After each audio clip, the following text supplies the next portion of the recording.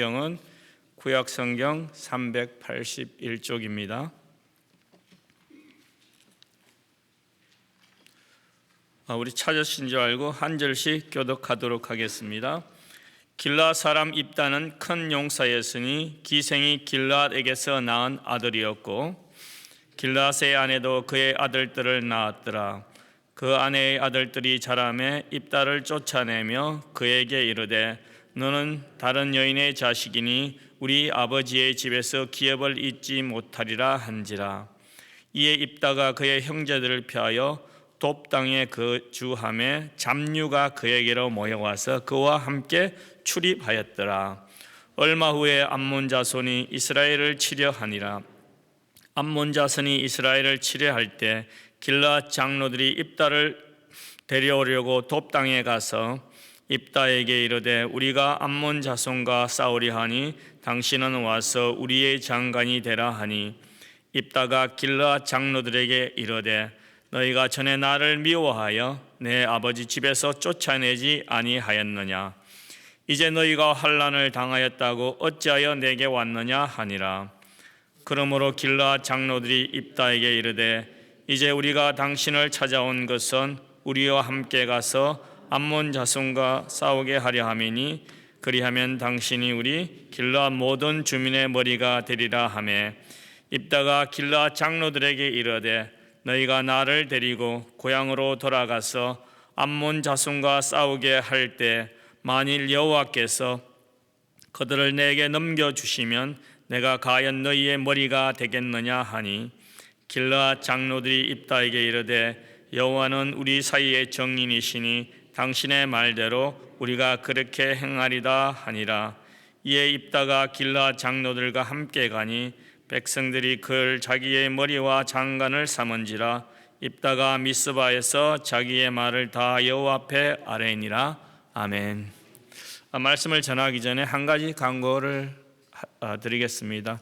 저희 시니어 부서 성도들이 이달 마지막 주에 우리 단풍 구경을 가기로 했는데 다음 주 우리 교회에서 런치가 준비되어 있을 겁니다. 그래서 식사하시고 한 12시쯤에 떠나도록 하겠습니다. 차질 없으시기 바랍니다. 읽은 본문의 말씀을 가지고 큰 용사 입다라는 제목으로 말씀을 전하고자 합니다. 우리가 읽은 오늘 본문의 말씀은 그 동부 지역의 대표적인 사사인 입다의 행적을 중심으로 하여 이스라엘의 범죄와 악순환과 하나님의 구원 사역을 기록하고 있습니다. 입다의 이야기는 10장 6절부터 이렇게 시작해서 12장 7절까지 계속되는데 오늘 본문은 입다가 등장하게 된 배경으로 길르앗 주민들과 암몬 족속이 이 전쟁으로 대치하다가 입다가 길르앗의 우두머리로 이 추대되는 그 과정을 기록하고 있습니다. 입다를 소개하는 1절을 보면 그의 긍정적인 모습과 부정적인 모습이 동시에 이렇게 나타나고 있습니다. 그는 큰 용사였는데 기생이 낳은 아들이었다. 그렇게 기록되어 있습니다. 기생의 아들이었는데 큰 용사가 되었다는 것은 참 그의 삶이 우여곡절이 많은 그러한 인생이었지만 그가 그 많은 우여곡절을 극복하고 하나님께 쓰임받는 사사가 되었다는 그 의미를 이렇게 나타내고 있습니다. 요즘 표현을 하면 흙수저로 태어났는데 금수저로 변화된 그런 사람이 되었습니다. 그의 삶을 되돌아보면 입다는 가족으로부터 버림을 당하였고 자신이 속했던 공동체로부터도 거절을 당하였기 때문에 결국 고향을 등지고 타향살이를 합니다. 그러다가 이스라엘이 이 암몬과의 전쟁으로 인하여 어려운 상황을 맞이하자 이 구원자로 등장하면서 이스라엘 민족의 지도자로 오를 뿐 아니라 사사가 되는 그러한 사람이 되었습니다. 자, 입다의 이러한 모습을 우리가 세상 사람들의 눈높이로 보면 참 모든 사람으로부터 부러움과 존경과 경외의 대상이 됩니다. 하지만 하나님의 시선으로 바라보면 입다는 우리들의 좋은 신앙의 본보기가 되지 못합니다. 왜냐하면 지난 수요일 말씀드린 것처럼 사사들이 이스라엘 백성들을 구원자로 세우신 분은 하나님이셨어요. 하나님이 선택하고 사사들을 세우셨는데, 그런데 입다가 사사로 세워지는 과정을 보면 하나님의 선택이 아니라 누구의 선택이었습니까? 사람들의 선택에 의해서 그가 이스라엘의 지도자로 부름을 받습니다. 비록 그가 처음부터 하나님의 부름을 받지는 못하였지만 하나님 우리 인간들이 알 수 없는 계획과 경륜을 가지고 계셨으므로 그를 이스라엘의 지도자로 사사로 사용하셨습니다. 그래서 저는 오늘 이 입다의 생애가 우리에게 주는 교훈이 무엇인지 이 저녁에 같이 살펴보고자 합니다.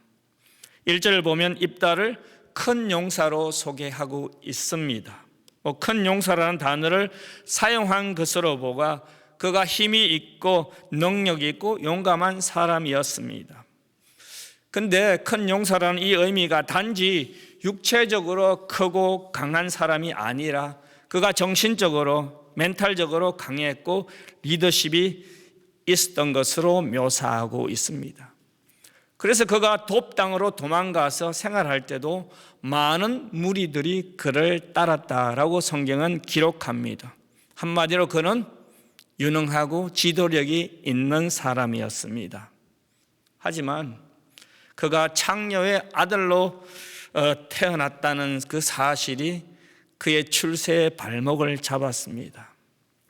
우리 역사에서도 아무리 뛰어난 인재라 할지라도 첩의 아들 또 이 기생의 아들이었다면 그 출신 때문에 아무것도 할 수 없는 그 아픈 역사가 우리에게도 있습니다. 마찬가지로 그 당시 이스라엘 나라도 마찬가지였습니다. 아마도 아버지가 죽은 후에 본처의 아들들이 시기와 질투 때문에 그는 견디기 힘들었을 것입니다. 형제들은 그의 상속권에 정말로 재물에 손해를 볼까 봐 내가 고향을 떠나지 않으면 너를 죽여버릴 것이다, 그렇게 협박하였을 것이에요. 형제들뿐만 아니라 심지어는 그 당시에 이스라엘의 장로들도 그를 미워했습니다. 7절을 보니까 장로들이 이제 입다에게 찾아와서 장관이 되어달라고 그렇게 초청했을 때 입다가 이렇게 말합니다. 너희가 전에 나를 미워하여 내 아버지 집에서 쫓아내지 아니하였느냐? 이제 너희가 환난을 당하였다고 어찌 내게 왔느냐? 이 말을 들어보면 그 장로들도 옛날 그 입다의 형제들과 그 기생의 아들이라고 같이 합세하여 입다를 쫓아내었던 것 같습니다. 그는 가족으로부터 쫓겨나고 길앗 장로들까지도 장로들로부터 손가락질 받고 공동체에서 그 수치가 될까 봐 그를 쫓아내었습니다. 그래서 그가 3절을 보니까 돕이라는 땅으로 피하여 도망갔다, 그렇게 기록되어 있습니다. 이처럼 창기의 아들로 태어나서 천한 배경으로 살아간 입다의 인생을 보면 그가 그 인생을 비관하면서 세상을 저주하는 것이 전혀 이상하게 보이지 않을 정도로 그의 삶은 참 기구한 인생이었습니다. 저는 말씀을 준비하다가 입다가 기생의 아들로 태어나서 형제와 자기가 속한 공동체로부터 이렇게 부당한 대우를 받는 것이 과연 누구의 잘못인가라고 한번 생각해 보았습니다. 부모의 잘못인가요? 아니면 첩의 기생의 아들로 태어난 입다의 잘못인가요? 어쩌면 입다는 자기 아버지의 죄에 대한 대가를 치르고 있습니다. 그의 아버지는 타락의 결과로 얻은 아들이 입다이기 때문입니다. 그는 아버지가 물려준 그 오명을 가지고 평생 살아갔을 것입니다. 하지만 그는 아버지와 이복 형제들의 행동으로 인하여 상처를 얻었지만 그는 그들과 똑같은 방법으로 자신의 인생을 살지는 않았습니다. 그는 그의 가족 안에 있는 그 죄의 악순환의 고리를 끊고 그는 하나님의 사람으로 변화되었습니다. 우리가 여기서 큰 교훈을 얻을 수 있습니다. 출애굽기 34장 7절에 보면 이런 말씀이 있습니다. 인자를 천대까지 베풀며 악과 가실과 죄를 용서하리라. 그러나 벌을 면제하지는 아니하고 아버지의 악행을 자손 3, 4대까지 보응하리라. 이런 말씀이 있어요. 이 말씀을 잘못 오해하면 어떤 분들은 부모의 죄가 3, 4대까지 내려가서 자식들이 저주를 받는다. 저도 실질적으로 어릴 때 이런 말을 들어보았습니다. 그런데 이 말의 의미는 이 당시에 이스라엘 백성들은 3, 4대가 같이 살았기 때문에 부모가 죄를 지으면 이런 표현을 사용하였던 것입니다. 그러므로 이 말씀의 올바른 의미는 부모의 죄 때문에 자식이 3, 4대까지 자식들이 벌받는다는 그런 의미가 아닙니다. 부모가 한 일이 종종 자녀의 삶에 열매를 맺을 것이라는 것을 의미하고 있습니다. 우리 속담에 부전자전 혹은 모전여전이란 말이 있죠. 자녀들을 키워보신 분들은 자녀들이 부모의 외모만 본받는 것이 아니라 부모의 성품이나 행동, 습관도 본받지 않습니까? 어떻게 아이들은 가르쳐 주지도 않았는데 자라면서 부모와 비슷한 성품으로 변하고 어떤 아이들은 먹는 것까지도 부모로부터 영향을 받습니다. 그러면서 자신들의 가치관을 형성해 가면서 좋아하는 것, 싫어하는 것 다 담게 마련입니다. 우리 각자 우리 자신들을 한번 되돌아봐도 내가 가진 성품이지만 스스로 나 스스로 만족할 수 없고 마음에 들지 않는 우리들의 성품이 있습니다. 참 이것만큼은 내 자식이 본받지 않기를 바라는 것들이 있어요. 나 스스로도 고치고 싶은 것들이 있습니다. 그렇다면 입다처럼 그 가족 안에 흐르는 그 죄의 속성들 우리가 가감히 단절해야 됩니다. 우리가 성도들로 살아가면서 참 하나님의 백성으로 살아가면서 우리를 방해하는 우리의 삶에 많은 요소들이 있지 않습니까? 나의 행동이 그렇습니다. 어떤 습관이 그래요. 아집이 그렇습니다. 나의 자아까지도 참 고쳐야만이 우리가 올바른 성도의 모습을 회복할 수 있습니다. 하나님께 굴복하여 내가 나의 삶을 지배하는 것이 아니라 하나님이 나를 사용하실 수 있도록 나의 하나님의 형상으로 나 자신을 우리가 변화시키는데 우리 자신이 헌신하고 노력해야 됩니다. 이러한 노력은 우리 자신의 개인뿐만 아니라 우리 교회도 관심을 가져야 합니다. 우리가 2주 전에 40주년을 설립 예배를 마쳤습니다. 참 우리가 다음 세대에 대한 고민들이 많습니다. 우리가 변화되지 않으면 우리가 앞으로 다가올 40년을 기대할 수 없고 하나님께 쓰임받을 수 없기 때문입니다. 입다는 큰 용사라 했는데 입다의 이름의 뜻은 하나님이 열다입니다. 그의 이름이 가진 의미처럼 하나님이 그의 앞길을 여셨어요. 그리고 그의 타고난 신분이 문제가 되지 않았습니다. 왜? 하나님께서 길을 여니까 모든 상황이 문제가 되지 않았습니다. 그의 형제들은 인간적인 수단과 방법을 사용하여 그의 인생의 문을 닫으려 하였습니다. 하지만 하나님이 그의 인생의 문을 열고 계시니까 누가 그 인생의 문을 닫을 수 있겠습니까? 사랑하는 성도 여러분, 여러분의 인생도 하나님이 문을 열어주는 인생이 되기를 바랍니다. 우리가 사사기의 말씀을 되새겨보면 큰 용사로 불렸던 또 다른 한 사람이 있습니다. 바로 기드온이었죠. 이 두 사람의 공통점이 무엇이었습니까? 둘 다 큰 용사라 불리기에 너무나 어울리지 않는 배경과 초라한 그들의 모습이었습니다. 사사기 6장 11절 12절을 보면 여호와의 사자가 아비에셀 사람 요아스에게 속한 오보리에 이르되 상수리 나무 아래 앉으니라. 마침 요아스의 아들 기드온이 미디안 사람에게 알리지 아니하려 하여 밀을 포도주 틀에서 타작하더니 여호와의 사자가 기드온에게 나타나 이르되 큰 용사여 여호와께서 너와 함께 계시도다. 그렇게 기록되어 있습니다. 기드온이 어떤 사람이었습니까? 미디안 사람들에게 노략당할까 봐 밀을 마당에서 타작하지 못하고 좁은 포도즙 틀 안에서 밀을 타작하던 그런 소심한 사람이었습니다. 그리고 그의 집은 므낫세 중에 극히 약하고 자기 아버지 집에서 가장 작은 자라고 고백한 사람이었습니다. 여러분, 그에게 큰 용사의 모습을 찾아볼 수 있습니까? 없습니다. 그런데 성경은 그를 큰 용사라 부르고 있습니다. 기드온과 입다의 인생을 어디를 보아도 지금 그들은 현재는 참 별 볼 없는 그런 사람들이었습니다. 그런데 하나님께서 그들의 길을 열어주시고 그들과 함께 계시니 그들이 큰 용사가 되었습니다.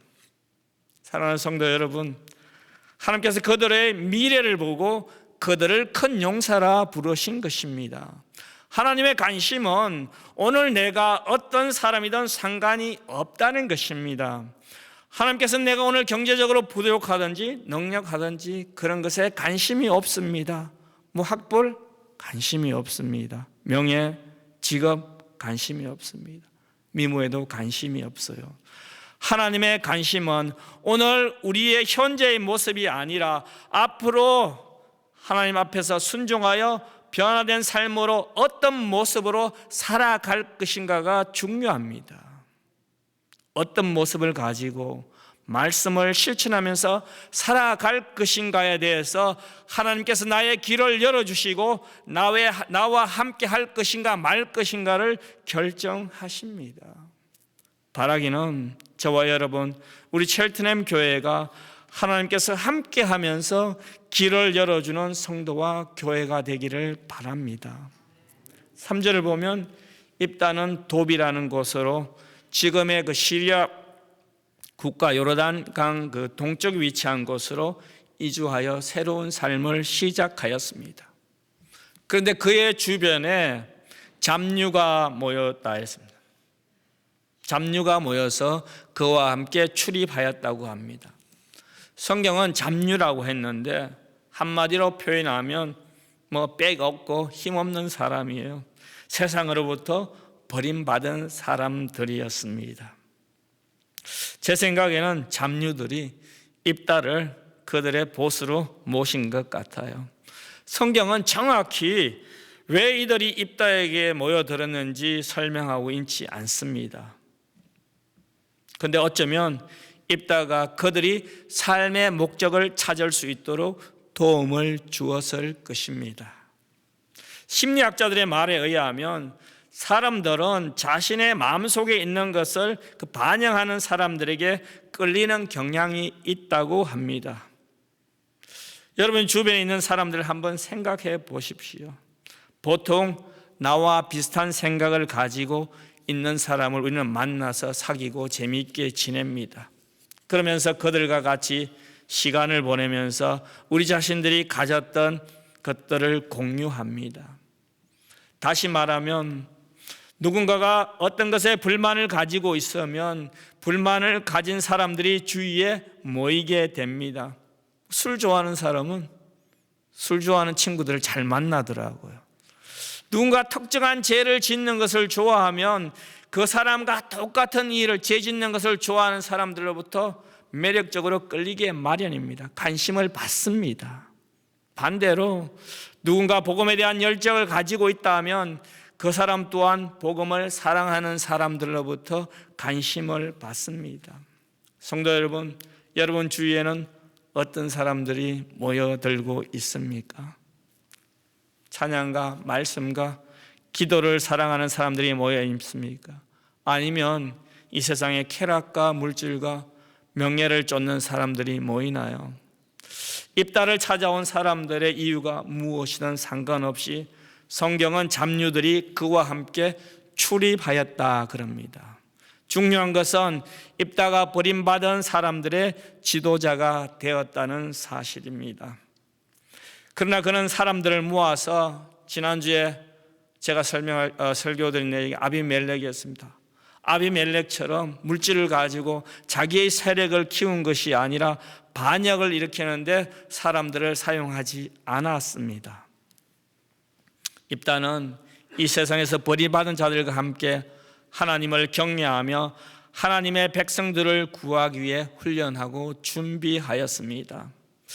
저는 이런 입다의 이야기를 읽으면서 하나님이 사용하시는 사람은 무엇인가 잘 준비되었기 때문에, 착한 사람이기 때문에, 의인이기 때문이 아니라는 것입니다. 하나님이 사용하시는 사람은 하나님의 은혜로 다듬어서 하나님의 방법으로 사용하신다는 사실을 다시 한번 깨달았습니다. 입다뿐만 아니라 다윗도 사울 왕을 피해서, 핍박을 피해서 쫓겨다니면서 아둘람 굴에서 숨어 지낼 때가 있었습니다. 다윗이 그 굴 속에 숨어 있다고 하니까 당시에 세상으로부터 환난을 당하는 자, 핍박을 당하는 자, 빚진 자, 이 세상으로부터 원통함을 받는 자들이 다 모여들었습니다.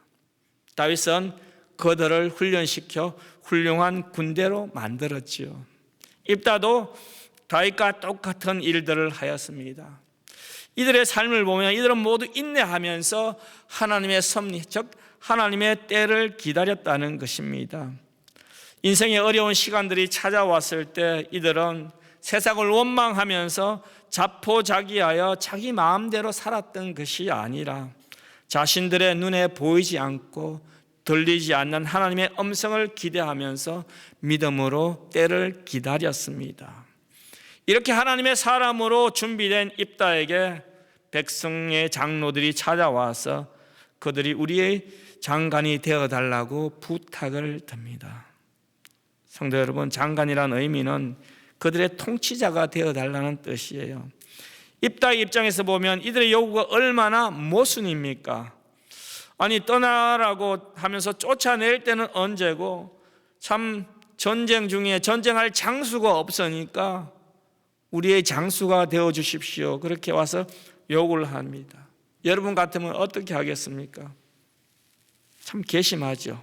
하지만 저는 이러한 모습을 보면서 하나님의 나라를 위한 헌신된 사람으로 부르심이 예고 없이 찾아올 수 있다는 사실을 깨달았습니다. 성도 여러분, 저와 여러분의 의무는 하나님의 부르심이 오면 언제든지 제가 가겠습니다, 그러한 각오가 있어야 된다는 것입니다. 말씀을 준비하면서 신학교 입학식 때 그 불렀던 찬송가가 생각이 났어요. 부름받아 낯선 몸, 같이 하겠습니다. 어디든지 가오리다.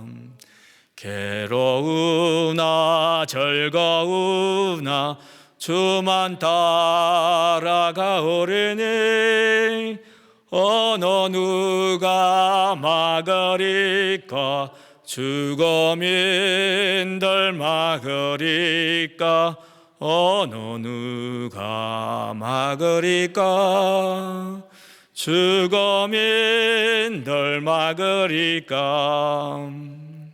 성도 여러분, 이 찬송가 가사처럼 하나님께서 우리를 불러 사용하려고 할 때 그분의 뜻대로 우리는 행해야 됩니다. 언제 부를지 모르는 주님의 음성을 준비하면서 훈련받고 말씀을 배워야 합니다. 그러면 하나님께서는 준비된 만큼 저와 여러분들을 사용하실 것입니다. 이 말씀은 우리의 생각과 마음을 하나님께 맡기고 신뢰하면 하나님 나라를 위해서 봉사할 수 있는 기회가 많이 올 것이라는 그러한 뜻이기도 합니다. 그렇습니다. 하나님, 우리가 그분을 충성스럽게 섬길 때 우리의 오늘이 아니라 내일을 보고 우리를 축복해 주실 것입니다. 입다가 준비되었을 때 길로와 장로들이 입다에게 찾아와서 우리를 도와달라고 합니다. 이때 입다가 묻습니다. 전에는 너희가 나를 쫓아내더니 어찌 환난을 당하였다고 나에게 왔느냐? 장로들이 대답하죠. 이제 우리가 당신을 찾아온 것은 우리와 함께 가서 암몬 자손과 함께 싸우려 합니다. 그랬더니 입다가 다시 질문합니다. 내가 고향에 돌아가 암몬 자손과 싸워서 만약에 여호와께서 그들을 나에게 붙이시면 당신들이 나를 장관으로 삼겠습니까? 그때 장로들이 대답합니다. 여호와께서 우리의 정인이 되시니 당신의 말대로 하겠습니다. 그래서 입사는 장로들과 함께 미스바에 가서 여호와께 다 구하였다라고 합니다. 여호와께서 나에게 붙이신다면 이라는 말과 미스바에 가서 여호와 앞에 다 구하였다는 말을 보면 입다는 하나님께 기도하면서 때를 기다린 것을 알 수 있습니다. 입다는 이러한 제의가 돌아왔을 때 입다는 자신을 내세우지 아니했습니다. 지난주 수요일 말씀을 통해서 그 가알이라는 사람은 뭡니까? 허풍처럼 그렇게 떠들어 대었지만 내가 너희만 나를 도와주면 다 이길 수 있다 그렇게 말하였지만은 입다는 자만하지 않았습니다. 그는 만약에 여호와께서 이기게 하시면 너희가 나를 장관으로 삼겠느냐 그렇게 물었습니다. 입다는 하나님을 의지하고 있었습니다. 입다는 여호와 앞에 고한다고 하였습니다. 성도 여러분, 어려울 때 억울한 일을 당할 때 우리가 우리 자신의 힘으로 아무것도 할 수 없는 일을 만나면 어떻게 해야 됩니까? 입다처럼 여호와께 고해야 됩니다. 하나님께 고하시기 바랍니다. 입다가 버림받고 고향 사람들로부터 쫓겨나서 아무도 모르는 곳에서 삶을 시작했을 때 그는 미래에 대한 불안과 염려와 걱정이 반드시 있었을 것입니다. 그가 이 모든 것을 이겨낼 수 있었던 것은 바로 하나님께 기도하면서 하나님의 때를 기다리는 믿음이 있었기 때문입니다. 그리고 사사로 세워지는 가운데서 여호와의 이름을 언급하며 여호와 앞으로 나가는 모습을 보여주고 있습니다. 이러한 입다의 모습을 통해서 우리는 신앙인의 참 모습을 볼 수 있습니다. 입다는 자신이 어려운 가운데 있을 때나 많은 사람들로부터 존경받을 때나 한결같이 하나님께 간구하는 모습을 보여줍니다. 찬양팀 나와주세요. 사랑하는 성도 여러분, 입다의 삶의 모습을 통해서 오늘 하나님께서 저와 여러분에게 교훈으로 주시는 말씀은 여호와께 간구하면서 때를 기다리라는 것입니다. 하나님께 때를 기다리고 간구하면 하나님께서 기억하시고 선한 것으로 채워주신다는 말씀입니다. 이 말씀을 기억하면서 늘 하나님을 신뢰하면서 살아가는 우리 첼튼의 모든 성도들이 되기를 주님의 이름으로 축원드립니다. 우리 말씀을 기억하면서 기도하도록 하겠습니다. 입다의 삶을 되돌아 보면 그는 별 볼 일 없는 한 사람이었습니다. 그렇지만 하나님께서 그를 사용하려고 그의 인생의 문을 열어주셨습니다. 이것이 중요한 사실입니다. 하나님이 우리의 문을 열어주셔야 합니다. 하나님이 나의 문을, 개인의 문도 열어주셔야만 하지만 우리 교회의 문을 하나님께서 열어주셔야만이 우리가 하나님의 선하신 계획 가운데 그분의 사명대로 살아갈 수 있다는 것입니다. 하나님께서 나와 우리 교회의 문을 열어달라. 우리 다 같이 기도하도록 하겠습니다.